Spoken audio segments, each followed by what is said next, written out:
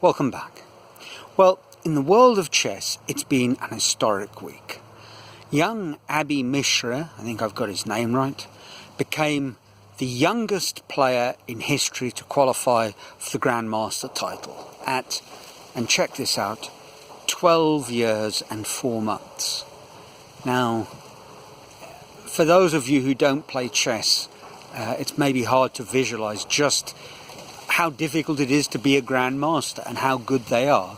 But it is a phenomenal achievement for anybody. And to reach the Grandmaster title at this age is just mind-boggling. Now, obviously, whatever genetic predisposition you need to be a good chess player, young Abby has in spades. He also, obviously, he's grown up in a very supportive environment that's encouraged him and made resources available for him to do what is necessary competitively to become a Grandmaster. But the final sort of leg in the tripod of chess mastery, clearly this young lad has worked incredibly hard. And he routinely, he interviews very well. Although he is of an Indian family, he's grown up and I think born in the United States. And he speaks very well, and he confesses to spending probably 12 hours a day, and has done for the last 2 years at least, playing chess in some form or another, whether practicing or studying. And chess as an activity lends itself to what we would call deliberate practice, because there's all sorts of training software and computer possibilities that allow you to really hone your skills. So an incredible achievement, but one based on not just natural ability and opportunity, but also incredible hard work. Now, why am I telling you all about this? Obviously, partly it's I love playing chess, and this is an incredible achievement that is worth marking. But it also seems to be a sort of pinnacle of mastery. Certainly it is in terms of chess. But then it got me thinking, obviously he hasn't finished his road to chess mastery, because if he's anything like any of the other recent record breakers as youngest Grandmaster ever, people like Judith Polgar or later Sergei Karyakin. I'm not sure if Magnus Carlsen ever got the record, but he was around 13 years old when he qualified. So these guys and women have all gone on to become incredibly strong players, much stronger than just your average Grandmaster. So there's still a lot of development and obviously time ahead for this young man. But you would call this mastery of sorts. And what sort of light does Zen guitar shed on how you should carry yourself when you become or achieve mastery? And so the next chapter, following on from the arduous road from white to black belt, the next chapter is entitled, obviously, Black Belt. And it's all about how you should act when you have achieved this level. And the title of the chapter, or subtitle, is Responsibility. And it's interesting that Philip Toshiosudo chooses that word. But he quickly outlines what he means by responsibility. And it is a very powerful concept. You know, having achieved some measure of success, the thing to do at that point is to become aware of the burden that comes with that accomplishment.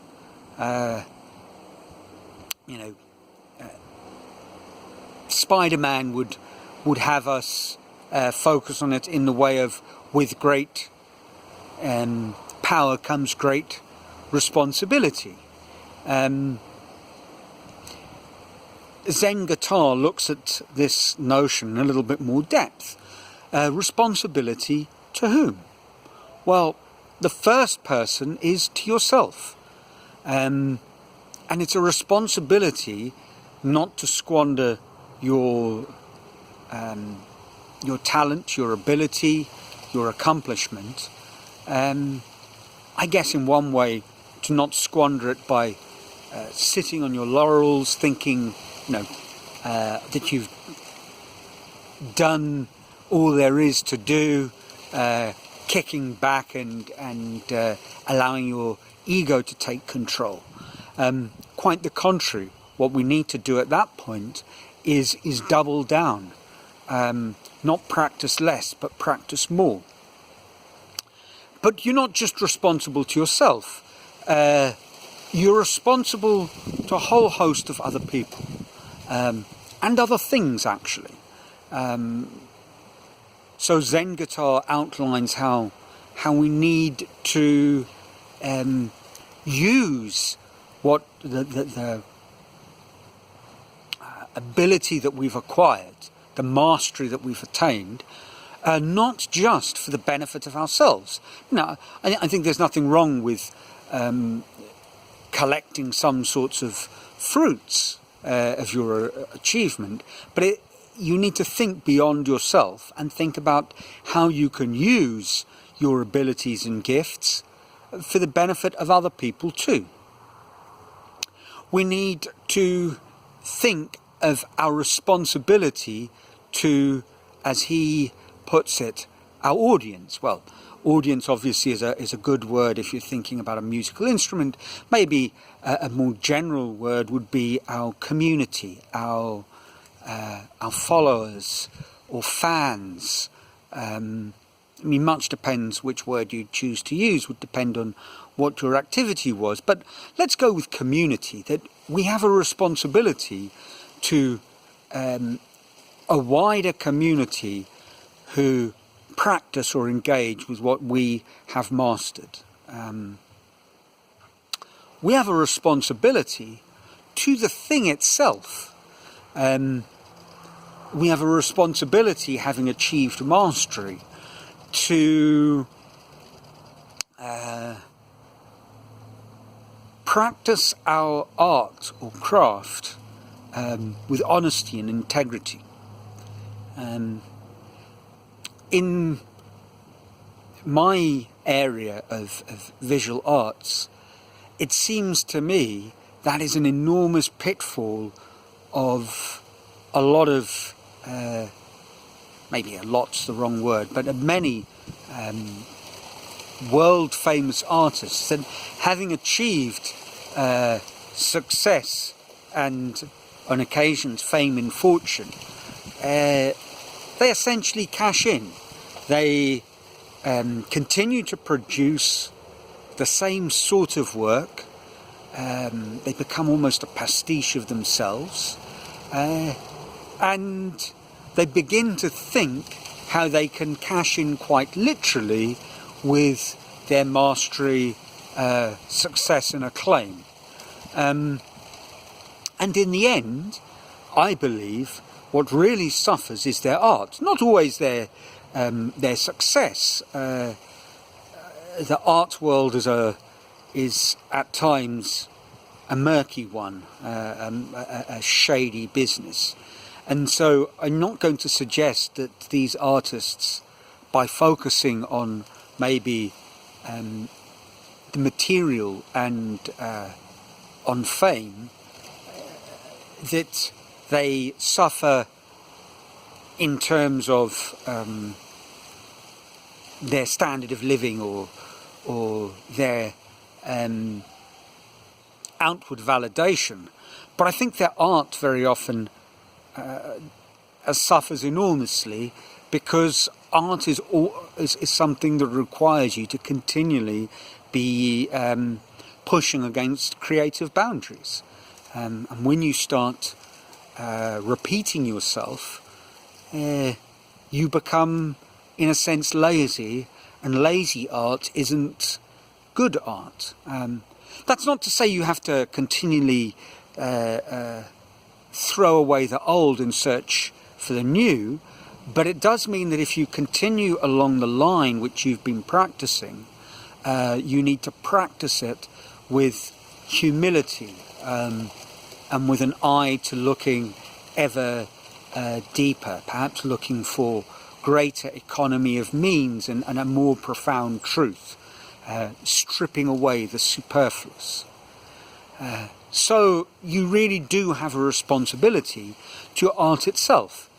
And the final key area that he outlines where we have a responsibility is to what one might call the way of Zen guitar, or the way of Zen art. We have a responsibility to the practice and the process. And one way of interpreting that is that the master must share with the students, must continually return to the beginner's mind, but in that process he certainly must be aware that there are others that are following on, and he must help them along their path if they are following within Zen guitar's sort of philosophical framework, the way. Well, that's quite a lot of responsibility, and is there a word besides responsibility that ties it all together? And I think there is. I think what all these things are talking about require us to look at our legacy in the broadest possible sense. Having attained some degree of mastery, we have to look at how we're going to share that with the world, how we're going to build on our foundation, what we're going to leave behind, how we're going to be remembered. And if we work with that legacy in mind, I think we have every chance of constructing something of deep and meaningful value, rather than simply creating a sort of illusory palace, a sort of castle made of sand. We have to be aware that whatever our accomplishment, however great we are, sort of like the poem Ozymandias, time, the sands of time will take their toll.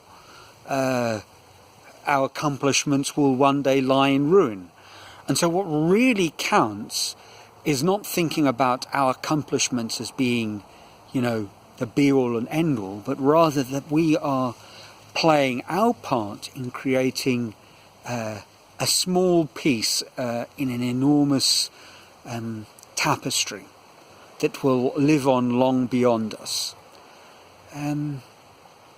So there we are. It's a real challenge.